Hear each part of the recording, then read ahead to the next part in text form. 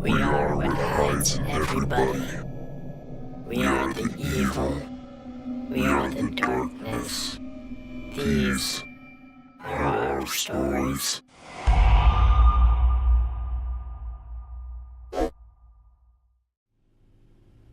Well, hello, ladies and gentlemen. Tonight I have 3 terrifying stories from Reddit for you. I've been a fan of this subreddit for a while, and I have some stories that I'd like to share, so I thought I'd post them here. When I was 12 to 14 years old, I used to sleep in the living room. My brother and I fought too much, and when we shared a room, my parents promised they'd build onto the house eventually and give me my own room, but it couldn't wait. I moved all my stuff into the living room. The living room was at the front of the house near the street. The street wasn't a busy one. We lived in the mountains. We were far away from civilization, but it was paved, so people drove by occasionally. It's a pretty safe area, and almost no one ever walks by there. Anyway, it was the middle of summer, and we never had an air conditioner in the house. We used to leave all the windows open all day and night instead. It's not safe to do this, but it actually kept the house pretty cool, even during the day, if you use the fans as well. And because no one hardly ever passed by there, and there was pretty much no crime in my area, we assumed it was safe. Anyway, everyone was in bed and I was trying to go to sleep. All the windows were open, including that one that faced the street that was less than a foot away from my head. But I couldn't sleep. I got this really creepy feeling, like someone was watching me through the window next to my bed. I hadn't heard a noise, so I was pretty sure I was overreacting. I was about 13 years old during this time, and I was a scaredy cat, easily frightened in the dark, so I figured it was just something I had to shrug off. My mind was playing tricks on me. But I couldn't, so I covered my head with a blanket, so if anyone was staring at me, they couldn't see me anymore. I know, it's ridiculous logic. The window was open, so they could do all kinds of creepy things to me, much worse than staring. But all I was frightened by was the thought of eyes watching me during that time. I just wanted to block out the eyes from seeing me.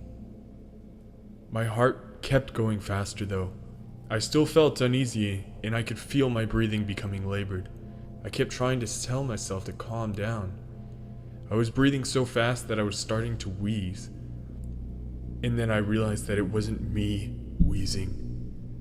I held my breath in the deep breathing in and out. Next to my ear kept going, even though I was no longer breathing. It was rapid and shuddering, less than 12 inches from my face, and I could still feel the eyes on me. His breath was so loud, I couldn't believe anyone could breathe that loudly. I still didn't want to admit it to myself that someone might be there, so I just told myself that somehow I had scared myself so badly that I was hallucinating someone staring at me and breathing really hard. I kept trying to talk myself down, trying to tell myself to calm down, but I just couldn't. I was paralyzed because of my fear, paralyzed that the guy would grab me through the window because he was so close. I didn't know what I'd do if he did because I had no weapon. I wanted to run to my parents' room. We had thick walls and they'd never be able to hear me when I screamed for them from the living room. I figured that I had to at least scream for my dad. Maybe he would hear me this time and he'd come out and check things out. No one would be there and I'd realize that all my fear was for nothing. So I started screaming. "Dad! Dad, help me! Come here!" My dad never heard me, but the guy outside my window did. He started cackling evilly and saying to me loudly, "Don't worry, I'll be your daddy. I'm right here. I'll be your daddy." And this laugh sounded like he was going to murder me. I jumped out of bed screaming and ran to my parents' room, which was locked. I banged on the door. They opened it and were irritated that I woke them up.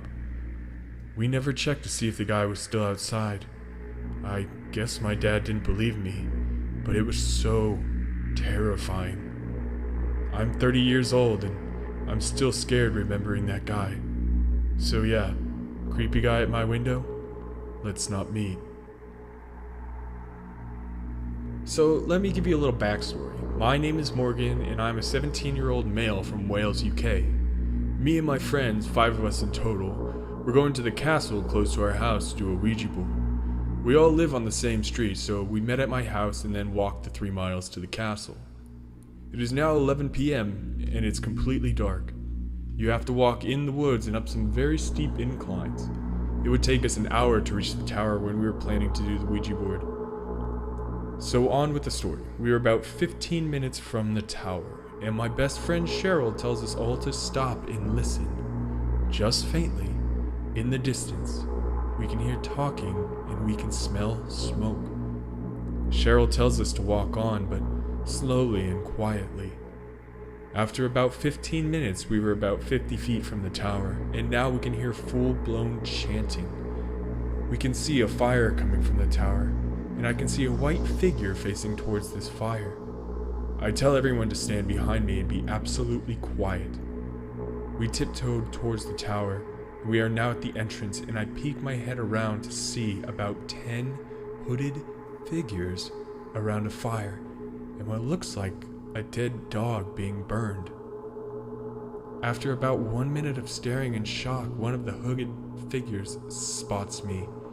He alerts the other figures, and before they started to come after me, I calmly walked away to my 4 absolutely terrified friends and quietly said, "Fucking run." So we did. We ran for our lives. I could hear the figures hot on our backsides. I started to cry.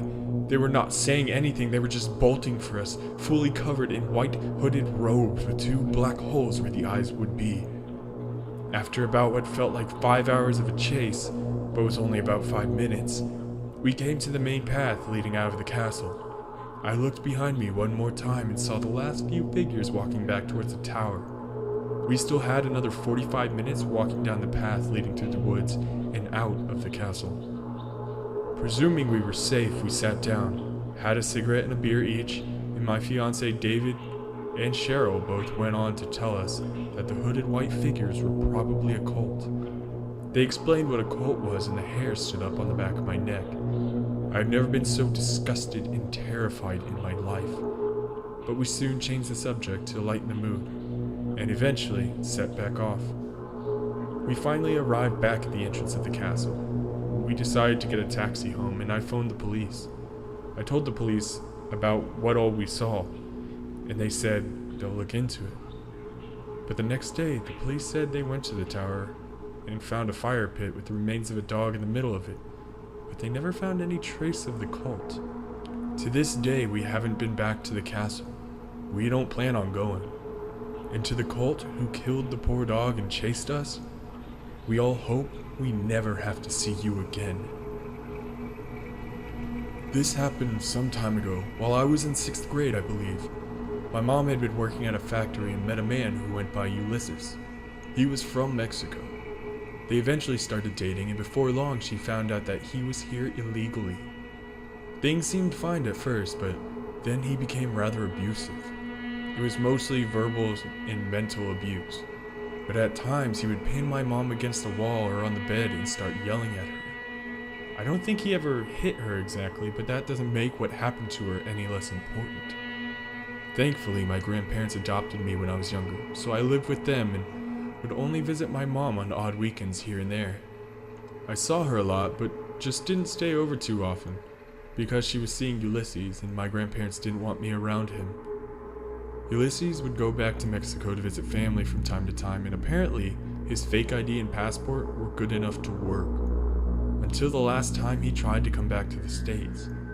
He was caught trying to enter the country illegally, no visa, and they discovered that he stolen the identity that he was using.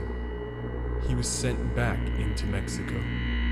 My mom had a clear window of time to end things, and she took up the opportunity knowing that he wouldn't be back for at least a long while. He didn't take it very well. I remember staying with my mom a little more after this, and everything felt normal. She even adopted 2 cats, Pumpkin and Muffin. We felt safe, but my mom hadn't thought about moving because Ulysses was in Mexico, and she thought he couldn't get to her. I was staying with my mom for the weekend, and she always let me stay up as late as I wanted. No school nights, of course. So there we were in her apartment. I was up late and she was sleeping in her room. Then there was a lot of loud sounds, shouting, a loud banging, cracking noise, and then breaking glass. The parking spots to the building were just outside of her apartment, so I could hear all of this. I woke her up and she called the police. Turns out, her car had been busted up with what the cops said were probably baseball bats. Even though Ulysses was in Mexico, he still took out his anger on my mom. There was no way of tracking down who had done the damage, but Ulysses sent my mom a cryptic text about the whole thing, and essentially admitted he had paid friends of his to do it. He also continued to threaten her for a while, but she made sure he didn't know where she lived. My mom moved from her crappy big city apartments to a complex in the small town my grandparents and I lived in. She got her life together and eventually won back custody of my sister from our crackhead dad. I eventually went to live with them too. We never heard from Ulysses again after the threatening text stopped. We still don't know his real identity. Well, thank you for sticking around for those horrifying stories. Don't forget to like, comment, share, and subscribe. And as always, have a terrifying evening.